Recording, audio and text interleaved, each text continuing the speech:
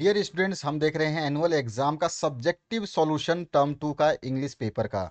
इससे पहले हमने हिंदी का जो है टर्म टू का सब्जेक्टिव सॉल्यूशन दे दिया है, ऑब्जेक्टिव सॉल्यूशन दे दिया है, इंग्लिश का ऑब्जेक्टिव सॉल्यूशन दे दिया है, हिंदी का ऑब्जेक्टिव सॉल्यूशन दे दिया है, सब्जेक्टिव दे दिया है। तो सभी के सब्जेक्टिव ऑब्जेक्टिव बनाए जा रहे हैं। आप भी अपने क्वेश्चन पेपर को इसी ये तो फिर भी पेपर साफ नहीं भेजा है जिसने भी भेजा है, लेकिन हिंदी का पेपर किसी ने बहुत साफ भेजा था। तो जब भी आप पेपर भेजें तो कम से कम साफ भेजें। व्हाट्सएप नंबर नीचे डिस्प्ले हो रहा है रिबन पे, हमेशा ध्यान रखें। और व्हाट्सएप पे कोई एक्स्ट्रा मैसेज ना करें, केवल वो आपके सपोर्ट के लिए दिया गया है। तो आप जिसका भी सॉल्यूशन चाहते हैं, जिस भी सब्जेक्ट को सॉल्व करवाना चाहते हैं, चाहे सब्जेक्टिव हो ऑब्जेक्टिव हो, कोई दिक्कत नहीं है, उसको सॉल्व किया जाएगा। साथ ही साथ आपको बताया जाएगा कि आपके आंसर्स कितने सही हैं। तो यहाँ पर जो डिस्प्ले हो रहा है इस नंबर पे आप दे सकते हैं। अपने पेपर को पीडीएफ बना के देंगे तो सबसे बेहतरीन होगा। पीडीएफ एकदम साफ सुथरा बनाइए। यहाँ पे वल्लभ भाई पटेल वाला जो है एक पैसेज आया था, इस पैसेज को मैंने बहुत पहले करवाया था, आज से 3-4 महीने पहले। अगर आप एक्टिव है इस चैनल पे तो आपको पता होगा, और वही क्वेश्चन आए हैं जो मैंने करवाए थे। तो यहाँ पर जो वल्लभ भाई पटेल है, इसके क्वेश्चंस हमें करने थे। ये पैसेज आया था। अगर आप इस चैनल पे स्टार्टिंग से बने हुए ना, आपको दिक्कत नहीं होने वाली है। मैंने बता दिया था कि क्या क्या चीज़ें पढ़नी है और क्या पढ़ के आपको इस एग्ज़ाम को पास करना है। अगर आप अच्छे नंबर लाना चाहते हैं, हर चीज़ इस चैनल पर जो अवेलेबल कराई जा रही है उसको पढ़िए, आपके अच्छे नंबर आएंगे, ये हमारी तरफ से गारंटी है। पहले क्वेश्चन की बात करें, when and where was Vallabh भाई पटेल बोर्न। तो वल्लभ भाई पटेल का कहाँ और कब जन्म हुआ? तो वल्लभ भाई Patel was born on October 31 1875 at Nadiad Gujarat. तो नांदियाड गुजरात में जो है 1875 में 31 अक्टूबर को उनका जन्म हुआ। What made him the iron man of India. तो उनको किस बात ने उन्हें जो है भारत का लौह पुरुष साबित किया या बनाया? तो his intelligence, devotion, hard work and patriotism made him the iron man of India. यानी कि उनकी बुद्धि, भक्ति और कड़ी मेहनत और देशभक्ति ने जो है भारत का लौह पुरुष उनको बनाया। उसके बाद नेक्स्ट जो क्वेश्चन है, इस तरह का आपको आंसर लिखने थे। ध्यान रखना, आपको पैसेज में जो दिए गए उसी के हिसाब से आप आंसर्स लिखते हैं। यहाँ पे अगला जो क्वेश्चन है, इसमें पूछा गया आपसे, what things Patel learn while working in the field. तो जब वो क्षेत्र में काम कर रहे थे, है ना, खेतों में काम कर रहे थे, जहाँ पे भी काम कर रहे थे, जिस भी जगह पे काम कर रहे थे, खेतों का मतलब जो है क्षेत्र में काम कर रहे थे, तो वो क्या उन्होंने सीखा? तो while working in the fields he learn arithmetic table thought taught to him by his father. तो जब वो काम कर रहे थे फील्ड में, यानी क्षेत्र में जब काम कर रहे थे, तो उनके पिता द्वारा सिखाई गई अंक गणित की तालिका उन्होंने सीखी। उसके बाद नेक्स्ट क्वेश्चन है, what made him popular through out the world. तो पूरे संसार में उन्हें दुनिया भर में लोग किस बात के लिए जो है लोकप्रिय बनाया गया? तो क्या आंसर हो जाएगा? There are numerous incidents of his childhood which prove that he was a man of strong character. These incidents of his life made him popular throughout the world. तो जो है उनके बचपन की कई घटनाएं हैं जो ये साबित करती हैं कि वो एक मजबूत चरित्र के व्यक्ति थे, जो उसको पूरे जो है दुनिया में क्या बनाती है? लोकप्रिय बनाती है या लोकप्रिय बनाया। उसके बाद जो नेक्स्ट है, the passage discuss the life and personality of which great Indian personality. तो सभी को पता है, इसका आंसर हो जाएगा सरदार वल्लभ भाई पटेल, या सीधा का सीधा वल्लभ भाई पटेल आप लिख सकते हैं। इसके बाद जो नेक्स्ट क्वेश्चन है, इसमें आपको क्या करना है कि आपको पहले इसको पढ़ना है, और इसके बाद में जो दिए गए इसमें प्रश्न पूछे जाएंगे उसके आंसर्स को आपको दे देना है। बस इतना ही करना है, लेकिन समझ करके देना है, गलती नहीं करनी है। तो पहला जो ये पैसेज देख रहे हैं आप यहाँ पर, इस पैसेज को समझ लीजिए और फिर जो है आप इसके आंसर्स को देंगे। तो यहाँ पर जो है ये पैसेज को आपने देख लिया, इस पैसेज के आंसर्स क्या क्या पूछे गए हैं, क्वेश्चन क्या क्या पूछे गए हैं, ये देख लेते हैं। ये इसका बचा हुआ पार्ट है। तो यहाँ पर जो पहला क्वेश्चन पूछा गया उसकी तरफ मूव करते हैं। तो यहाँ पर जो पहला क्वेश्चन पूछा गया है, where does the boy float his paper boat. तो लड़का जो है अपनी कागज की नाव कहाँ तैरा रहा था या तैराता है? तो द पोएट फ्लोट्स, या फिर बोल सकते हो the boy floats his paper boat down the running stream. तो जो है कागज की नाव को बहती हुई धारा में तैरा रहा था। How why does he write his name on the paper boats. तो वो अपना नाम क्यों लिख रहा था? तो so that the one who sees it would come to know about him. यानी कि जो भी इसको देखे तो उसके बारे में इसके बारे में उसको पता चल जाए, इसके नाम के बारे में पता चल जाए। What things does boy load in his paper boat. The boy load silly flowers in the paper board. तो यहाँ पे सुइली फ्लावर जो है वो उस पेपर में लाद पेपर बोर्ड में, या कह सकते हैं नाव में, ला देता है। सेक्शन बी की तरफ लॉन्ग आंसर टाइप क्वेश्चंस आए हुए हैं। यहाँ पर पहला देखिए, write an essay on improving health condition of our country. ध्यान रखिए कि मैंने जितने भी सेट्स आपके हिंदी प्लस इंग्लिश वर्जन में कराए हैं, उन सेट्स में से काफ़ी क्वेश्चंस जो हैं आपके सेट्स में आ रहे हैं। कुछ कुछ सेट्स में जो है क्वेश्चंस सेट से नहीं आ रहे हैं। कोई ज़रूरी नहीं है कि किस सेट में कब पूछ ले क्वेश्चन, एग्जामिनर पता नहीं है। जैसे कि आपका हिंदी इलेक्टिव का जो सब्जेक्ट है, उसमें बहुत अच्छे क्वेश्चंस सेट से बहुत सारे क्वेश्चंस देखने को मिले। इसी तरह इंग्लिश इलेक्टिव में भी नीचे के लास्ट वाले क्वेश्चंस जो है आपको देखने को मिले, और भी बीच बीच में भी क्वेश्चंस देखने को मिले हैं। तो यहाँ पे जो ऐसे राइट करना है, इस ऐसे को मैं पहले ही सेट्स में करवा चुका हूँ। अगर आपने देखा होगा तो आपको पता होगा।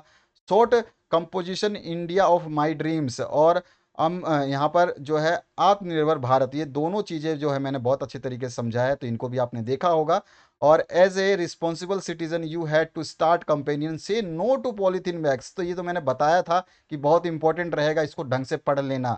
इसको भी कराया, तो इन्हें सभी को अगर आपने पढ़ा है तो आपने कर दिया होगा। इसको कराने की जरूरत नहीं है, क्योंकि सेट में ऑलरेडी मैं करा चुका हूँ। चाहे तो आप उन सेट्स को देख करके भी इसके सॉल्यूशन को देख सकते हैं। सेट सी की बात करें, शॉर्ट आंसर टाइप क्वेश्चन से, तो यहाँ पर पहला जो क्वेश्चन इसमें पूछा जा रहा है, तो यहाँ पे क्या पूछा जा रहा है, was Tao Ying really intended to cheat the temple guard, तो क्या वो रियली इंटेंडेड थी चीट करने के लिए टेम्पल गार्ड को, ये आपसे पूछा जा रहा है। तो अगर आप लोग जब भी क्वेश्चन को पढ़ते हैं या जो भी आंसर्स देते हैं, तो हमेशा ये ध्यान रखें कि आपका आंसर जो है वो सेटिस्फाई होना चाहिए क्वेश्चन से।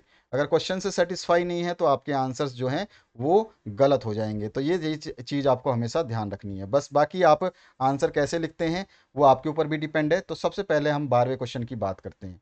तो 12वां जो क्वेश्चन है इसमें पूछा गया है, was Tao Ying really intended to cheat temple guard, तो क्या वो टेम्पल गार्ड को, क्या वो सच में ही जो है उसका वास्तव में मंदिर के जो टेम्पल गार्ड मतलब रक्षक बोल सकते हैं, उसका धोखा देने का उसका इरादा था। तो यहाँ पर Tao Ing didn't intend to cheat at temple as she knew that the child below 1.10 metre are exempted for the ticket. तो ताओ इंग को मंदिर में धोखे देने का कोई इरादा नहीं था, क्योंकि वह जानती थी कि जो बच्चा है उसकी लंबाई है, या बोल सकते हैं हाइट है, 1.10 मीटर से कम थी, जिसको छूट दी जाती है।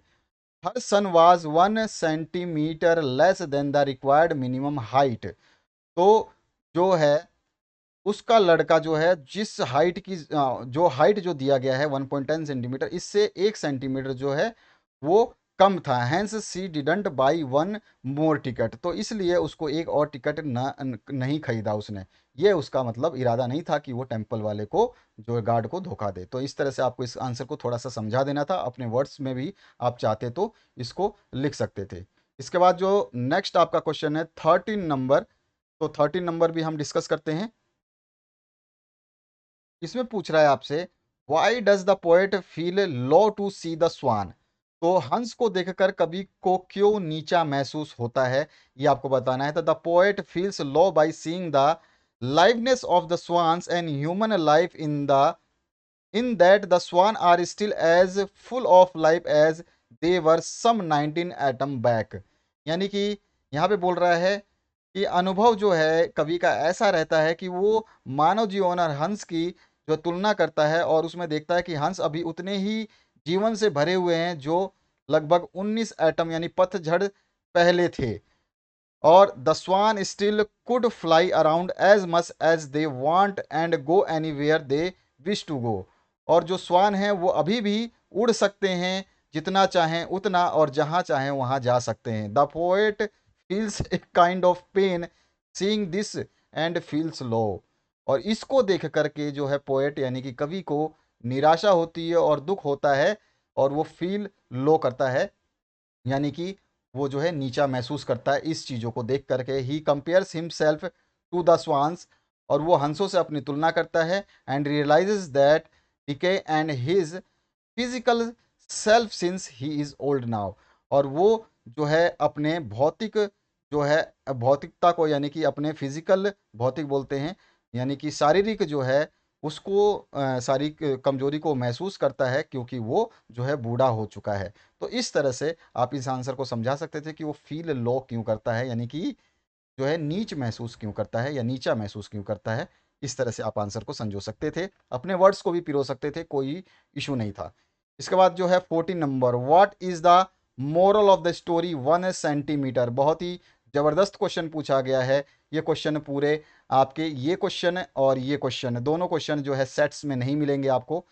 और जो है इस क्वेश्चन के आंसर को आपको थोड़ा सा समझा के लिखना था, क्योंकि इसकी जो मोरल पूछा है, मोरल तो आप एक लाइन में लिख दोगे, लेकिन एक लाइन में तो आपको आंसर नहीं देगा ना, वो एक एक लाइन में आपको नंबर नहीं देगा एग्जामिनर। तो एग्जामिनर को आपको एक लाइन में ना समझा करके आपको थोड़ा सा ज़्यादा समझाना है। तो 1 सेंटीमीटर कहानी की मोरल क्या है, नैतिकता क्या है, ये आपको बताना है।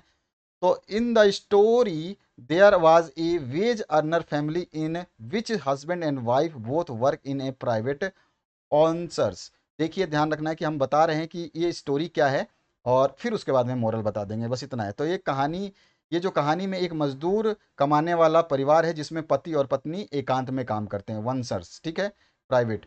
The lady is a chief in near by inn, जो है जो महिला पास की सराय में क्या है, शेफ है, ठीक है।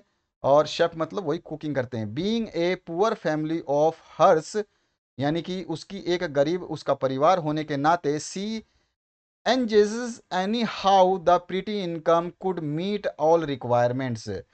वो जो है एक गरीब परिवार होने के नाते वह किसी भी तरह से अच्छी आय कमा करके अपनी आवश्यकताओं को पूरा करना चाहती है। The moral shows the responsibility of a son towards his parent to listen carefully.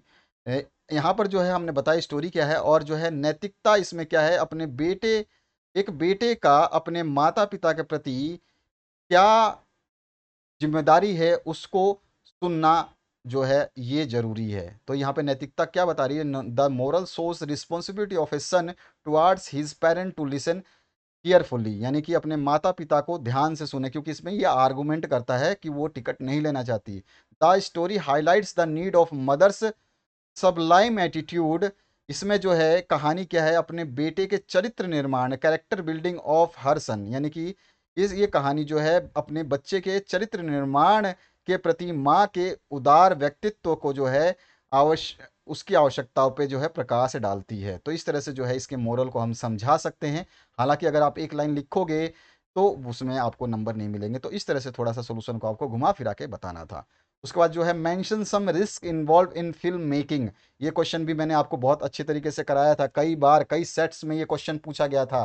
Film निर्माताओं के जो कुछ जोखिम है उसके उल्लेख आपको करने हैं। तो इसमें क्या हो सकता है, इसको आपने बहुत अच्छे तरीके से लिखा हुआ। Film making involves story telling through a sequence of picture, यानी कि जो फिल्म निर्माण है चित्रों के माध्यम से कहानी को बनाना या सुनाना है। It is absolutely important that the public identify with the theme of the movie, जो कि ये बिल्कुल ज़रूरी है कि इसमें जो ये बहुत ज़रूरी है कि जनता जो है फिल्म की थीम को पहचान पाए। If the theme is completely alien then the message that the film wants to deliver will not be understood.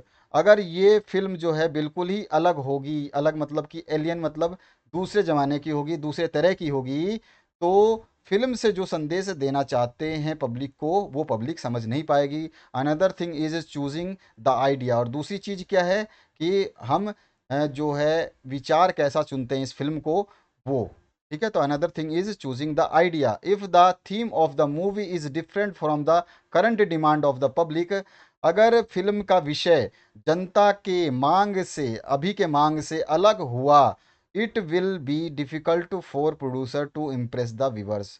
तो ये जो है एक निर्माता के लिए दर्शकों को प्रभावित करना जो है मुश्किल साबित होगा। तो इस तरह से ये रिस्क जो है इसमें हम इन लाइनों से बता सकते हैं। इसको मैंने पहले ही बताया था सेट्स में, अगर आपने पढ़ा है तो आपको अच्छे तरीके से पता होगा।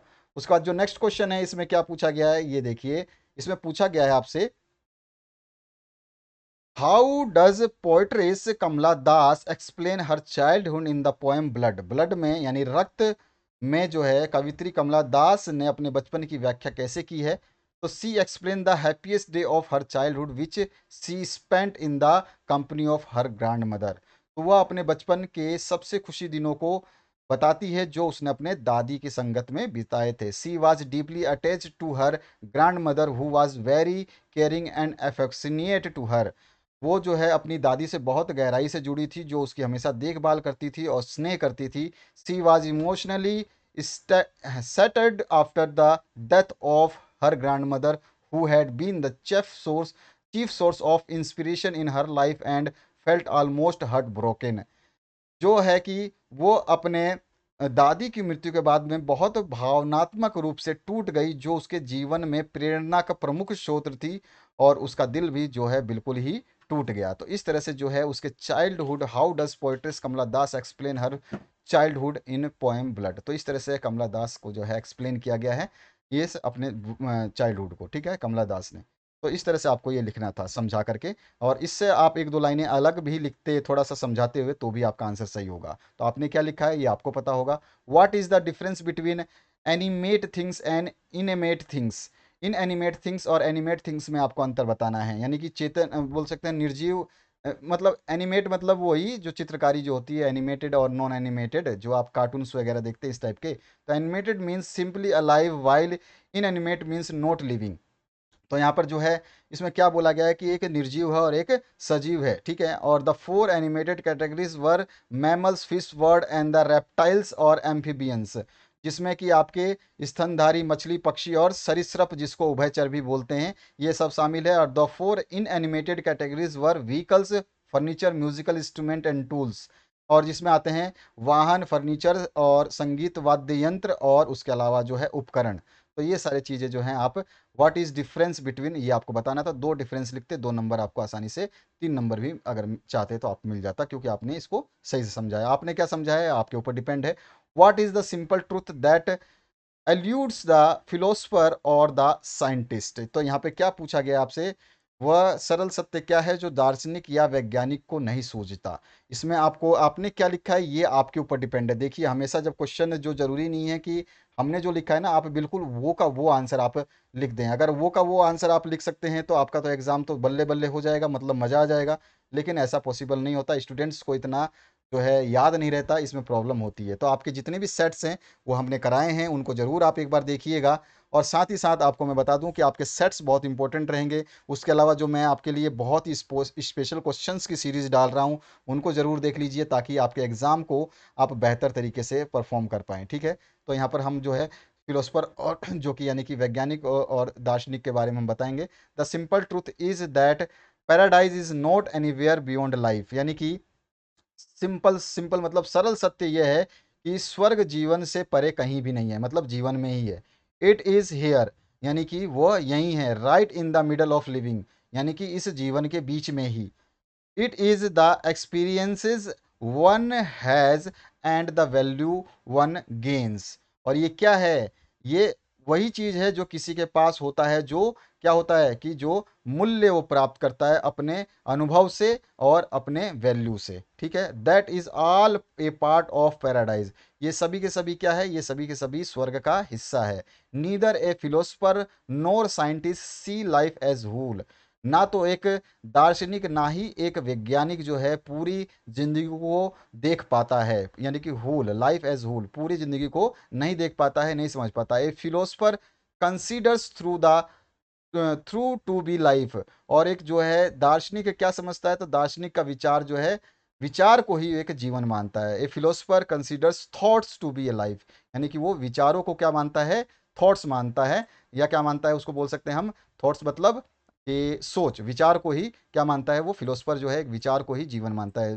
Philosopher considers thoughts to be a life. और a scientist takes each body part as a living being, और साइंटिस्ट क्या मानता है, साइंटिस्ट जो है अपने बॉडी के यानी कि शरीर के प्रत्येक अंग को जो है एक जीवित प्राणी के रूप में मानता है या लिविंग बीइंग मानता है, ठीक है।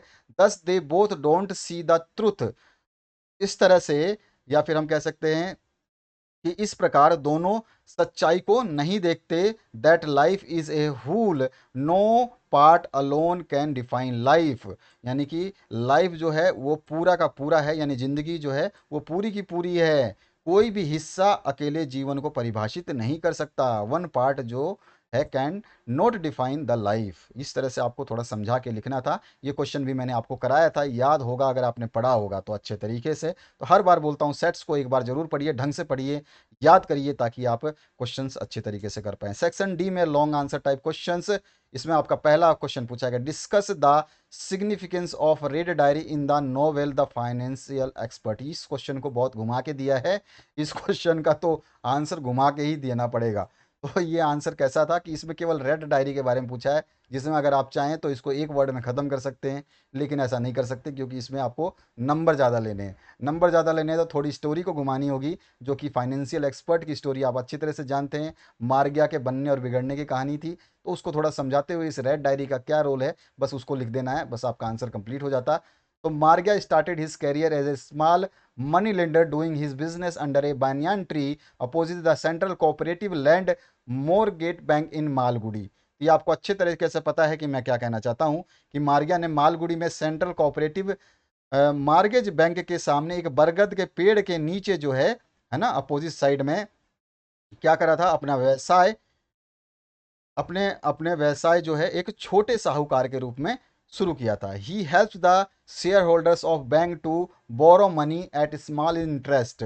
वो क्या करता था कि वो जो शेयरकर्ता जो थे उनको छोटे ब्याज पर पैसा उधार लेने और जो है लैंड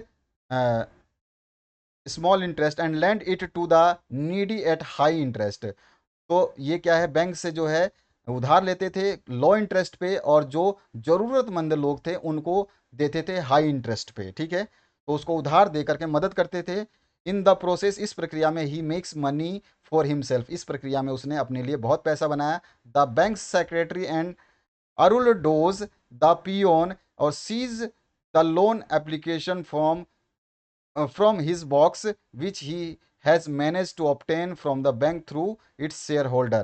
और इसमें जो है वो क्या करता है कि इसमें जो है सचिव जो है चपरासी जो है ये ऋण आवेदन पत्र को जब्त कर लेते हैं, उन्होंने जो अपने शेयर धारक के माध्यम से बैंक से प्राप्त किए थे, ठीक है, कामयाबी से प्राप्त किए थे। He includes all the entries of his transaction. अब यहाँ पे हम जो है लाइन को थोड़ा सा घुमा के लिखने वाले हैं कि वो अपने सारे ग्राहकों के साथ की लेन देन को his customers in the red ledger, वो लाल जो है खाते में रखता था। In this way the red diary, जो इसमें पूछा है red diary, in this way the red diary is special for him. और इस तरह से ये रेड डायरी जो है उसके लिए खास थी। और भी आप दो चार लाइनें अपनी मर्जी से लिख सकते थे, मैंने आपको समझाने के लिए आंसर बताया कि आपको थोड़ा सा स्टोरी को समझा करके रेड डायरी के बारे में समझाना था। इसके बाद जो नेक्स्ट आपका क्वेश्चन है उसकी बात करते हैं। तो यहाँ पे आपसे क्या पूछा गया है कि हाउ डज मार्गिया बिकम रिच, तो मार्गिया अमीर कैसे बना। ये चीज़ आपको मैंने बहुत तरीके से समझाई थी कि इसमें चार फेसेस थे जो मार्गिया ने मार्गिया ने जो है पूरा का पूरा जो है उसको क्या कहते हैं उसके थ्रू ही पैसे कमाए।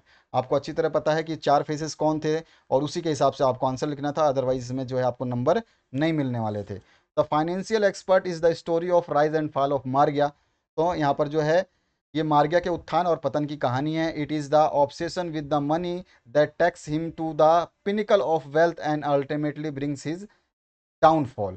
तो यह जो है उसके पैसे का या धन पाने का जुनून था जो उसको एक शिखर पे ले जाता है और फिर उसके बाद में उसको पतन की ओर लाता है। The story of his rise and falls in 4 phases. ये कहानी उसके उत्थान और पतन की 4 हिस्सों में व्यक्त है या 4 चरणों में व्यक्त है। फर्स्ट फेज में Margayya acts as the financial adviser to the peasant, वो किसानों के लिए फाइनेंशियल एडवाइजर बनता है। Margayya is to them a wizard who enables to draw ultimate loans from the cooperative banks. और मार्गिया जो है उनके लिए एक जादूगर है जो उनको कोऑपरेटिव बैंक से लोन लेने में मदद करता है। In the second phase Margayya meets doctor Pal, a journalist correspondent and author. Second phase में या सेकंड चरण में जो है मार्गिया जो है एक डॉक्टर पॉल से मिलता है जो एक जर्नलिस्ट है और एक ऑथर है। His book bed life is printed in the press of Madan Lal. उसकी एक किताब जो है बैड लाइफ वो मदन लाल के प्रेस में छपती है ऑन 50-50 पार्टनरशिप में। He earns a lot of money through the sale of this book, और इस बुक के बिकने से मार्गिया बहुत पैसे कमाता है। Within a short period he becomes well known for his riches. तो इस तरह से जो है कम से कम समय में जो है वो अपने आप उसको जो है एक धनी रूप में विख्यात हो जाता है या धनी रूप में जाना जाता है। In third phase Margayya becomes financial adviser and money lender to the peasant with his own office in market road. Third चरण में जो है वो फाइनेंशियल एडवाइजर बन जाता है, मनी लेंडर मतलब बन जाता है, जो किसानों के लिए मदद करता है। उसका ऑफिस जो है मार्केट रोड पे होता है। This this he does after selling his copyright to the domestic harmony of Madan Lal. उसने डोमेस्टिक हारमोनी नाम की जो है कॉपीराइट जो है मदन लाल को बेच दिया। उसके बाद जो है थर्ड चरण में उसने अपना एडवाइज़र का जो है एक ऑफिस जो है मार्केट रोड में खोला। तो ये इसको लाइन को हमने लिखा है कि दिस इज डन आफ्टर, ठीक है। और फोर्थ फ्रेज में Margayya become the financial wizard who receives deposits and pay favours rates of interest with the help of doctor Pal. He become a very rich and influential citizen of Malgudi. ये चीज़ मैंने आपको समझाई थी। फोर्थ चरण में जो है मार्गिया एक बहुत बड़ा जो है फाइनेंशियल जादूगर बन जाता है, जो पैसे प्राप्त करता है और अच्छे इंटरेस्ट रेट पे जो है डॉक्टर पाल के साथ हेल्प के साथ में जो है वो एक दूसरों को देता है और बहुत ही बड़ा आदमी बन जाता है। मालगुडी का बहुत ही इन्फ्लुएंशियल सिटीजन बन जाता है। तो इस तरह से आपको समझा के लिखना था, अपने वर्ड्स भी इसमें आप डाल सकते थे, कोई इशू नहीं है। इसके बाद describe the comic vision of R K Narayan in Tiger for Malgudi. इस क्वेश्चन का आंसर जल्द से आप नहीं दे सकते थे। ये क्वेश्चन थोड़ा सा बहुत ज़्यादा घुमा के, 2-3 क्वेश्चन इसमें घुमा के पूछे गए हैं। तो वो क्वेश्चंस अगर आप स्टोरी पूरा अच्छी तरह से जानते हैं तभी आप उसके बारे में लिख सकते थे, बता सकते थे। तो यहाँ पर जो है एक tiger for Malgudi are K Narayan के हास्य पुष्टि का वर्णन आपको करना है इसमें। तो यहाँ पे the story is set all the backdrop of village Malgudi. This is R.K. Narayan's one of the comic story. A Tiger for Malgudi is mainly a story in the Tiger's version. Here यहाँ पे अगर मैं इसको हिंदी में बताऊं तो कहानी जो है मालगुड़ी गांव की भूमि पे आधारित है। This is are K Narayan, यह आर के नारायण की कॉमिक कहानी में से एक है। कॉमिक मतलब हास्य। A tiger for Malgudi is mainly a story in a tiger's version. जो ये कहानी है वो बाघ के संस्करण में एक कहानी है। और here the tiger is the protagonist जोनिट्स। तो यहाँ पर जो है यहाँ पे बाघ जो है एक नायक है। और it recounts its story of capturing by a circus owner from where he escaped successfully. और ये स्टोरी जो है ये बताता है कि कैसे सर्कस के मालिक द्वारा उसको जो है सर्कस के लिए पकड़ लिया जाता है, ठीक है। और वेयर ही स्केप सक्सेसफुली, और फिर भी वो वहाँ से क्या है सफलतापूर्वक जो है भाग जाता है। लेकिन फिर से but he again by a monk, एक साधु whom he spend the rest of his life in hill. तो फिर से जो है वो एक साधु द्वारा पकड़ लिया जाता है जिसके साथ वो अपना शेष जीवन जो है पहाड़ी में बिताता है। और इसके बाद में जो है here in this book A tiger narrates the entire story. और इस पूरी कहानी में बाघ जो है पूरी कहानी को बयां करता है। There is a flaw of an entertaining philosophical disorder in the whole work of R K Narayan. और इसमें जो है संपूर्ण मनोरंजक जो है दार्शनिक प्रवचन और प्रवाह के आधार पर आर के नारायण का काम जो है देखने लायक है। After a care free predatory life in the jungle near Malgudi, Raja जो टाइगर का नाम था, the tiger is captured and comes to know the strange way of humans. और जो है वहाँ पर जो है जंगल के पास में मालगुड़ी राजा जो है वो एक लापरवाह शिकारी के जीवन के बाद जो है वो क्या है बाघ को पकड़ लिया जाता है। और जो है फिर क्या होता है, non the strangers of way of human, he is force into a career of a circus performer. और जो है उसको पकड़ने के बाद में सर्कस में डाल दिया जाता है। He gets bored and tries to escape when one day he gets success in his mission. और जो है वहाँ पे वो बोर हो जाता है सर्कस में और फिर वहाँ से वो बच के निकलने में भी कामयाब होता है। But again he comes under the control of A monk. तो फिर अगली बार फिर उसको एक साधु के द्वारा जो है उसको कंट्रोल कर लिया जाता है। And Raja real education begins at the point of time. और जब वो साधु की संगत में आता है तो वहाँ पे उसकी ये जो रियल संगत है बोल सकते हैं या रियल एजुकेशन है जो है वो प्राप्त करता है। Become an unlikely discipline pursuing harmony between the nature and spiritual world. वहाँ पर जो है उसकी असली शिक्षा जो है प्रारंभ होती है और वहाँ पर जो है एक वो अच्छा शिष्य बनता है और जो है वहाँ पर बहुत कुछ जो है वो सीखता है। तो इस तरह से ये इसमें पकड़ा गया छोड़ा फिर पकड़ा गया फिर छोड़ा, वो चाहता था बदला लेना लेकिन नहीं हुआ। तो इस तरह से इस स्टोरी को थोड़ा समझा करके आप बता सकते थे कि ये इस तरह की कहानी है जो कि एक are K Narayan A tiger और मूलगढ़ कॉमिक वर्जन है। ठीक है, इसमें क्योंकि पकड़ा गया, छोड़ा गया, पकड़ा गया, वो भाग रहा है फिर पकड़ लेता है, उस सर्कस से बेचारा बोर हो जाता है। इस तरह से आपको थोड़ी सी अपनी लाइनें बता करके अगर आपने स्टोरी को घुमा फिरा के लिखा है और बाद में फिर लिख दिया है कि this is the comic version है, स्टार्टिंग में ही कॉमिक वर्जन स्टोरी लिख दिया है, तो ये आपका आंसर कंप्लीट माना जाएगा और आपको पूरे नंबर मिल जाएंगे। 22 नंबर जो क्वेश्चन है उसकी बात करते हैं। Describe the tiger's life at Pampi hills.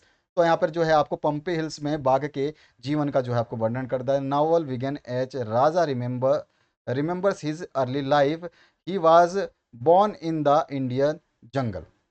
तो ये जो उपन्यास है, इस उपन्यास में हम, क्योंकि हम क्या बोल रहे हैं इसमें नॉवेल है, तो नॉवेल चाहे उपन्यास है, इसमें राजा जो है अपना जो है रिमेंबर्स हिज अर्ली लाइफ, राजा जो है अपनी पहले की प्रारंभिक लाइफ बोल सकते हैं, पुरानी लाइफ को याद करता है। He was born in the Indian jungle, जो है वो क्या है, भारतीय जंगल में उसका जन्म हुआ था। Growing quickly he sees his rightful place at the top of the food chain, और उसने अपने खाद्य श्रृंखला में जो है अपना सही स्थान जो है शीर्ष पे बनाया था। He recalls the other creature of the jungle feared him, और जो है वो जंगल के अन्य जीव जो है उससे डरते थे। Raja lived most of his young life in the broad swath of jungle called the Pampi range, और जो है वो जंगल में जो है मतलब उस मतलब इस जंगल में जो है राजा पेम्पी रेंज नामक जंगल में अपनी अधिकांश युवा जीवन जो है संपन्न करता है या वहाँ पे बिताता है।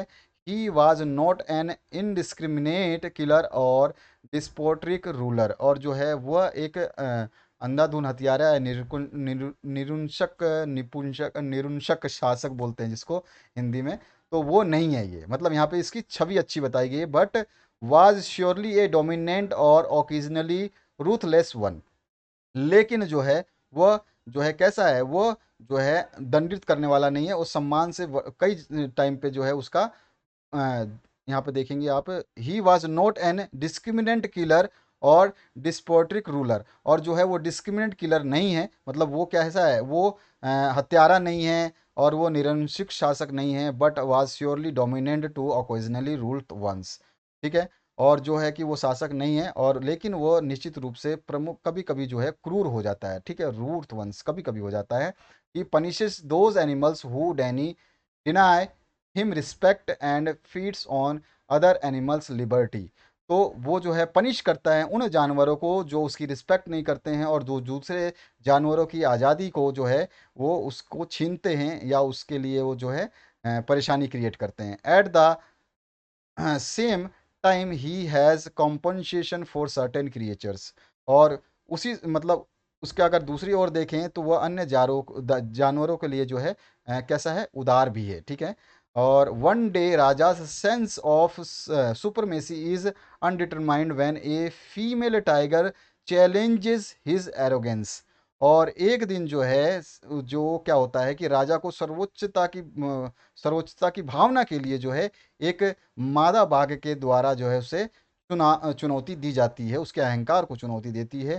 देन क्या होता है, they fight are and are an equal match, और जो है कि क्या करते हैं वो लड़ते हैं और उनका जो है सामान जो है वो रहता है। नियरली किलिंग ईच अदर, मतलब उन दोनों में इतनी वो रहती है कि वो दोनों एक दूसरे को लगभग मारने पे आतुर होते हैं। A wise jackal impresses them to speak to each other rather than fight, और एक जयकाल गीदड़ जो है वहाँ पर इंस्पायर करता है उन दोनों को कि लड़ने से अच्छा एक दूसरे से तुम बात कर लो। ओबिंग हिज वर्ड्स, और उसकी इस बात को मान कर दे सरप्राइजिंगली बिकेम फ्रेंड्स, और उसकी बात मान करके जो है वो लोग क्या हो जाते हैं, अच्छे दोस्त हो जाते हैं। Then become mates and bear children, और जो है उस तरह से दोस्त बनने के बाद में फिर जो है वो एक बच्चे को भी चुनते हैं। तो इस तरह से जो है ये आपका आंसर हो जाएगा पूरा का पूरा। इस तरह का आपको थोड़ा सा घुमा फिरा के अच्छी तरीके से समझा करके स्टोरी को लिखना था।